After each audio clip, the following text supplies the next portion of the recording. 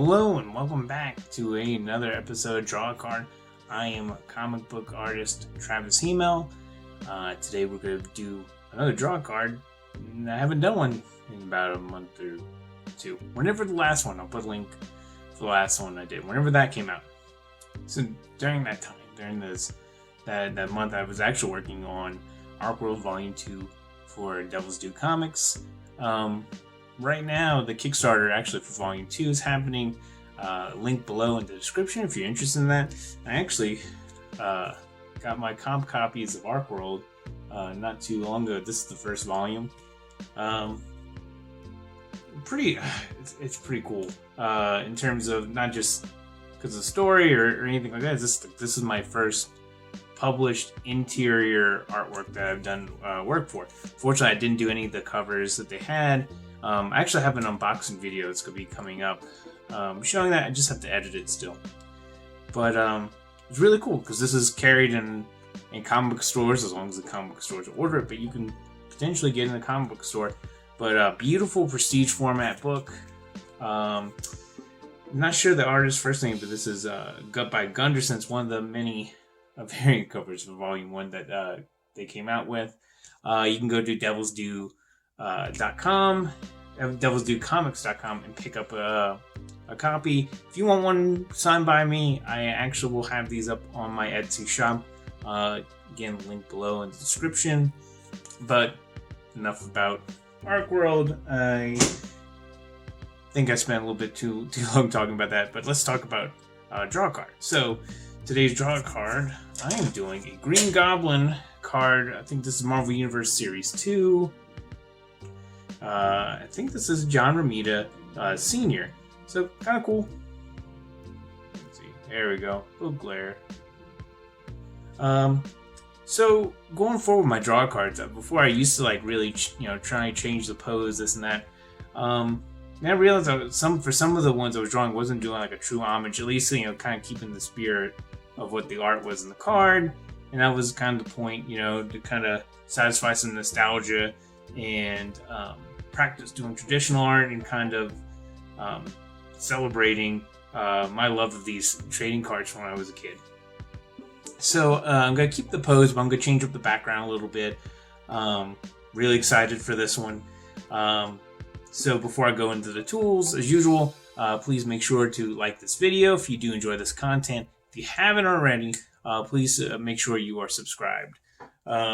So first things first, one thing I also changed up. I'm not using the same kind of cardstock I was using before. I'm using this Canson mixed media paper. It is not 8.5 by 11 like the others were. This is 9 by 12. Really good, really nice paper. The reason I like this a little bit better than the cardstock, holds the ink better. In terms of what I mean by that, holds the ink better. There's a little bit of bleed that I used to get from some of the brush pens that I used on the cardstock, and I didn't like that. This is holding it better. It's good for pen and ink and watercolor, and even if I was going to use those markers I've used in the past and other videos, this would hold it better. Next part is just a basic number 2 pencil. And then we go into my pens, and for the pens I used this time, it's going to be a 02 micron fine point pen, Sakura micron pen. And I used a couple different Prismacolors. The Prismacolor pen I have here is a 005 fine point and a 08. Also, the last two I used, Faber-Castell brush pen and the soft chisel. And also I have here kneaded eraser, which comes in handy. This paper is very forgiving compared to that cardstock I was using when I would erase. Sometimes the pencil, or sometimes when I would try to erase or use the normal Prismacolor eraser, it would cause some weird streaks that would not go away after. I don't know what it is, I don't know what it's called, but it would just leave these weird streaks. Doesn't necessarily do that with this paper. It works way better. I would highly recommend the Canson paper. Go to your local art store, Michael's. If you do Michael's, make sure to do coupon. Otherwise, it's actually pretty expensive. Let's see, a couple rulers I've used. This is not the exact one, but can't find it at the moment. French curve helps for some of those curved edges, and it's going to be very helpful when you get to the glider portion. Oh, there you go. That's the one I use. There you go. When you buy if you do get these, they come in a pack of 3. So they're like a small, medium, and then like the large one you saw. Basic ruler just for straight edges. And I think lastly is the good old Sakura Jelly Roll 08 that I use. Oh, too bad this isn't the last thing I used. I actually use the screen tones. I don't have them with me right now, but I use some screen tones. I'll put a link for that video too. I did a video for Comic Art Essentials and cover these deleter screens, like just the different screen tones and textures that you can get and apply to your drawings. Check that video out. It's pretty cool. I really liked it. It's very tedious to put that onto the drawing. But anyway, I used two different ones. The 31 and I think the... Oof. You know what? It doesn't really matter. I used the darker one. But anyway, enough of me jibber-jabbering. Let's go straight into the video. So we're just starting out doing the basic form and shape of our figure here. And you can see in the lower left-hand corner I kind of have as a guide that trading card by John Romita Sr. And I'm just kind of laying it out and trying to get a feel for what I'm going to do and how I'm going to change the background.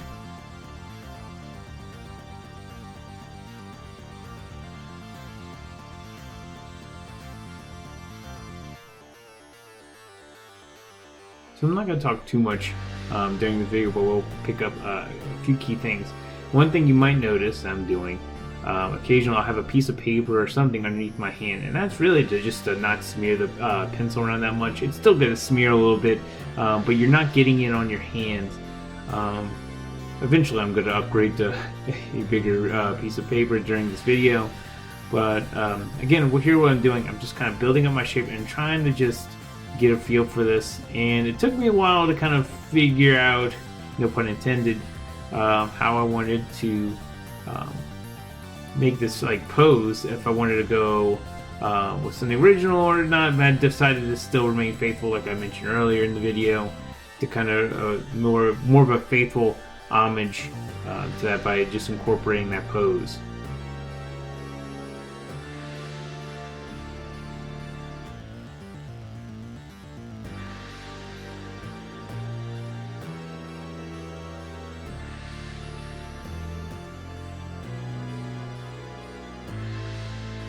So as you notice, I kind of erased the face. I wasn't really happy with what I was doing. And I'm just going back now. I just want it as sinister as possible. Get that smile right for Green Goblin. So right here, I feel like I captured just enough. I needed like a skinnier head, more like a narrow shape, what I'm going for. And also I shrink the hand down a little bit. The hand I drew originally was a little too large for this. So now I'm just getting that costume kind of penciled in, going back, adding some light details. I'm actually going to be pretty light in terms of what details I draw in, because since I'm inking it myself, I don't have to draw everything. But I was trying to at least get a feel for some of that texture and everything I'm adding to the costume, like all those scales you're seeing me draw.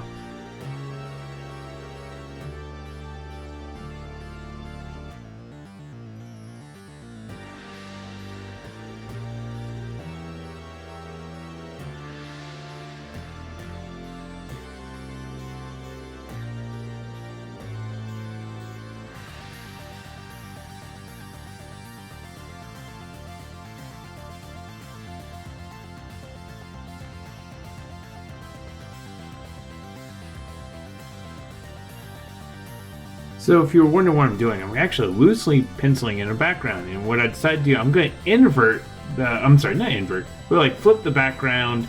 So the background had like buildings towards the bottom. I'm going to put the buildings towards the top and also make them more of a solid black object, but also knock out some of the windows. And by knockouts, I mean like just like the square shapes are just a white negative space in there. So right here, I'm starting out. I'm going to ink a lot of the detail, and for a lot of the finer detail, I'm probably going to use the 005. But here, some of the basic stuff, with the exception of the contour lines, I'm going to use a 02 micron. And also here, what I'm using for that thick contour line that I'd like to use is a soft chisel Faber-Castell pen. Eventually, I'm going to go back to using the 02 and the 005, just for all that interior detail.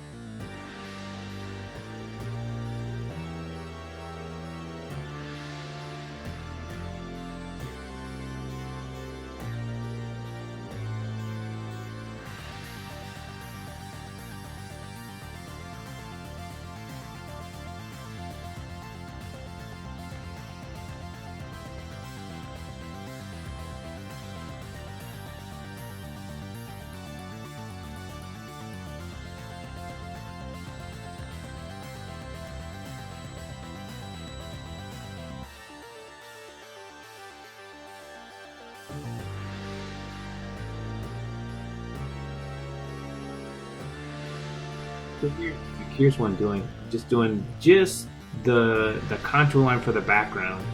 I'm actually really not going to pay too much attention to that detail that I drew in. That was just kind of giving myself kind of a general idea. And now I'm just going to erase a lot of that pencil with my kneaded eraser. That works for me better than the regular eraser. And now I'm going to take away all that pencil so you just have my line work. So what's interesting what I'm doing about, interesting for how I'm doing this background right now is I'm using a reference. And there's a trick to doing backgrounds that are just like a solid black, which is if you take a photo and say Photoshop or Clip Studio Paint and use a setting, a transforming tool called Threshold, or in Clip Studio Paint's binarization, I think is how it's pronounced. Anyway, you kind of get what I'm actually drawing right here. This is me just kind of copying that style of what I'm seeing and drawing in, just kind of leaving little gaps to be like, the building lights and whatnot. And the perspective doesn't have to be 100% perfect on this. No one's really going to be checking that, to be honest. So also here, I'm also trying to kind of mess around with contrast here between white and black. So I'm going to be doing a lot of solid black for this particular piece that you're probably already noticing. So here I'm going in with a brush pen, and I'm just going in just kind of quickly and getting in like folds, trying to put where I would think some of the shadows would be.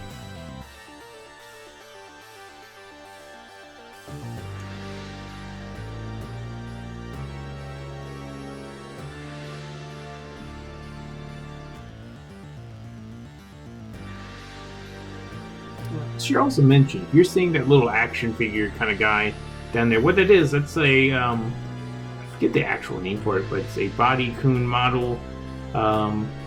It's used mostly just as a reference tool. I'm using it kind of just to make sure I'm getting the right, right references for like leg muscles and whatnot, and also for the pose. So, as mentioned before, I'm doing the most tedious part, time-consuming part of this project, which was actually the additions of the screen tone probably was the most time consuming. It was just the most annoying because I have a lot of different shapes what I'm doing. So if you haven't seen that other video I have done, I explain it more in detail of what I'm doing, but I have kind of these large sheets and I'm taking certain sections, I'm kind of cutting it close to what I need shape wise. It's adding a small, you're not going to see it in here, it's just going to go gray on your screen most likely, but if you actually were to look at it in person, it's actually a series of dots. The closer the dots are and the higher the frequency in the dots, the darker it's going to appear, vice versa, the lighter it's going to appear if it's like less dots and they're not as close together. So I'm just using one particular screen right now, which is probably in that deleter's tone set. I think that's this, out of the 4, that's the second darkest in there. So there's one that's the darkest, there's probably one right lower than that. And I do add some smoke as well, just for the glider.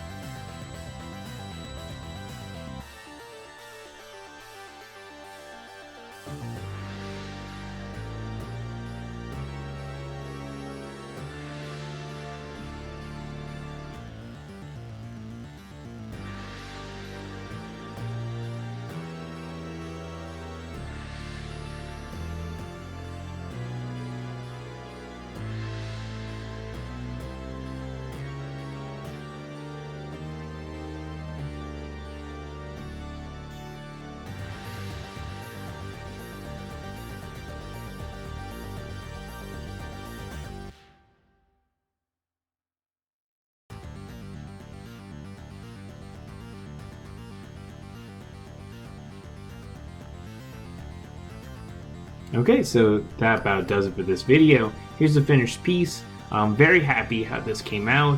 Hopefully you liked it too, and if you did, please make sure you liked this video. And if you are not already, please make sure you're subscribed to this channel. Thanks.